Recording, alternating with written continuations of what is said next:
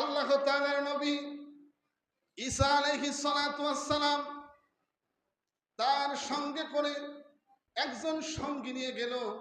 ঈসা আলাইহিস সালাতু ওয়াস সালাম অত্যন্ত বড় মাপের একজন নবী ছিল, যিনি মৃত্যু মানুষকে মুহূর্তের ভিতরে জীবিত করতে পারত। আল্লাহ তাআলা তাকে এই মুজিজা দিয়েছে, ক্ষমতা দিয়েছে। ঈসা আলাইহিস সালাতু ওয়াস সালামের সাথে একজন লোক নিল, একজন সঙ্গী নিল। ঈসা আলাইহিস সালাতু ওয়াস সালাম তার সঙ্গীকে নিয়ে কিছু দূর যাওয়ার পর একটি গাছের নিচে বসলো। গাছের নিচে বসার পরে তার সাথে 3টি রুটি ছিল। এই 3টি রুটির ভিতরে 2টি রুটি নিজে খাইলো, আর একটি রুটি তার পাশে রেখে দিল। তার সঙ্গীকে বলল, সাথীকে বলল, এই একটি রুটি তুমি দেখো, এই রুটিটা যেন কেউ না খায়, আমি নদীতে পানি পান করতে চাই। ঈসা আলাইহিস সালাতু ওয়াস সালাম নদীতে পানি পান করতে গেল। পানি পান করে আসার পরে দেখলো তার রুটিটা গন্তব্যস্থানে নাই, যেখানে রেখেছিল সেখানে নাই। লোককে তখন বলল, চলো আমার সাথে। তার সাথীকে বলল, আমার সাথে চলো। ঈসা আলাইহিস সালাতু ওয়াস সালাম তার সাথীকে নিয়ে, সঙ্গীকে নিয়ে যাইতে যাইতে কিছু দূর যাওয়ার পরে জঙ্গলের কাছে গেল।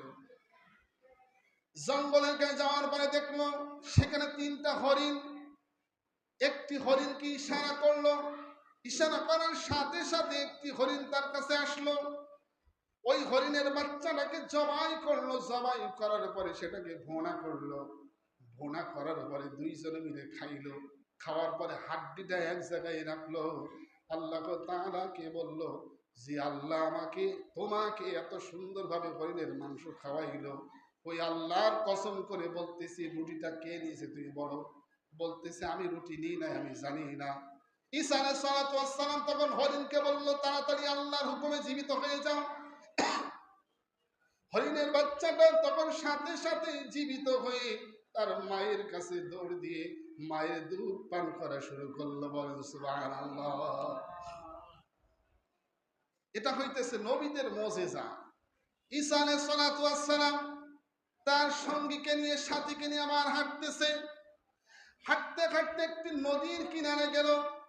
নদীর কিনারে যাওয়ার পরে তার সঙ্গীকে, তার সাথীকে বলল, যে আল্লাহ মাঝি ছাড়া, নৌকা ছাড়া আমাদেরকে পার করিয়ে দিল এই বড় নদী, বলো আল্লাহর কসম করে বলতেছি, আমার রুটিটা কে নিয়েছে, কে খেয়েছে তুমি বলো। তখন তার সঙ্গী বলল, আমি জানি না, আমি দেখি না, আমি নিই নাই। ঈসা আলাইহিস সালাতু ওয়াস সালাম তার সঙ্গীকে নিয়ে, সাথীকে নিয়ে আবার হাঁটতেছে। হাঁটতে হাঁটতে মরুভূমির মাঝখানে পৌঁছে গেল। মরুভূমির মাঝখানে যাওয়ার পরে কিছু বালু দলা করলো, বালুর স্তূপ করলো।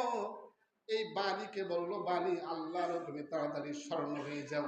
মুহূর্তের ভিতরে বালি, মুহূর্তের ভিতরে আল্লাহর হুকুমে স্বর্ণই পরিণত হয়ে গেল। নবীজের মুজিজা। ঈসা আলাইহিস সালাতু ওয়াস সালাম তখন ওই লোকটিকে উদ্দেশ্য করে বলল, এই স্বর্ণ আমার 1 ভাগ আর তোমার 1 ভাগ, আর যে আমার রুটিটা নিয়েছে তার 1 ভাগ। তখন ওই ব্যক্তি সাথে সাথেই বলল, রুটি আমি নিয়েছি, আল্লাহ নবী ঈসা। এটা হইতেছে মানুষ। এই পৃথিবীর মানুষকে আপনি যতই ভালোবাসেন, যতই মহাব্বত করেন, ততই আপনার গলায় ছুরি লাগাইতে কোনো 1 সেকেন্ডও দেরি করে না। কথা ঠিক কিনা? এটা দুনিয়ার মানুষের নিজাম, দুনিয়ার মানুষের নিয়ম। ঈসা আলাইহিস সালাতু ওয়াস সালাম তখন বলল, এই যত স্বর্ণ আছে, যত মাল আছে, সব তোমার। ঈসা আলাইহিস সালাতু ওয়াস সালাম সেখান থেকে চলে গেল। সেই লোকটা সোনার স্তূপের কাছে বসে থাকলো। কিছুক্ষণ পরে 2 জন লোক সেখানে উপস্থিত। ওই 2 জন লোক ওই ব্যক্তিকে বলল, তোমাকে হত্যা করব, এই স্বর্ণ সব আমরা নিয়ে যাব। তখন ওই ব্যক্তি বলল, মারামারি লড়াইয়ের কোনো দরকার নাই, এই স্বর্ণগুলো আমরা 3 জন ভাগ করে নিই। এই 3 জন ভাগ করে নেওয়ার আগে আমরা একটা কাজ করি, একজন তোমাদের ভিতরে একজনকে বাজারে পাঠা, সে বাজার থেকে কিছু খাবার আনুক, এই খাবারগুলো আমরা তৃপ্তি সহকারে খেয়ে এই স্বর্ণগুলো ভাগ করে নেব। একজন লোক বাজারে যাইতেছে আর চিন্তা করতেছে, এই স্বর্ণগুলো সব আমি নিয়ে নেব, এই খাবারের ভিতরে বিষ মিশাইব। দেখেন, লোভে পাপ, পাপে এই ব্যক্তি যেমন ধারণা করলো তেমনই কাজ করলো। বাজার থেকে কিছু খাবার কিনে নিয়ে আসতেছে আর খাবারের ভিতরে বিষ মিশাইল। আর ওই 2 ব্যক্তি চিন্তা করতেছে, ওই ব্যক্তি আসার সাথে সাথে ওই ব্যক্তিকে হত্যা করে ফেলল। হত্যা করে আমরা খাবারগুলো তৃপ্তি সহকারে খাবো, আর স্বর্ণগুলো দুইজনে ভাগ করে নিব। ওই ব্যক্তি যখন আসলো কাছে, আসার সাথে সাথেই ওই ব্যক্তিকে হত্যা করে ফেললো, কিছু না বলেই সাথে সাথে সেখানে জবাই করলো। আর ওই ব্যক্তি তৃপ্তি সহকারে খাবারগুলো খাইলো, খাওয়ার সাথে সাথে ওই দুইজনে সেখানে চিৎপাড়া হয়ে গেল, সেখানে শেষ। ঈসা নবী কিছুক্ষণ পরে ওই রাস্তা দিয়ে ওই জায়গা দিয়ে আসতেছে, আর দেখতেছি একজন মানুষ রেখেছিলাম, সেখানে 3 জন মানুষ। এর রহস্যটা কি?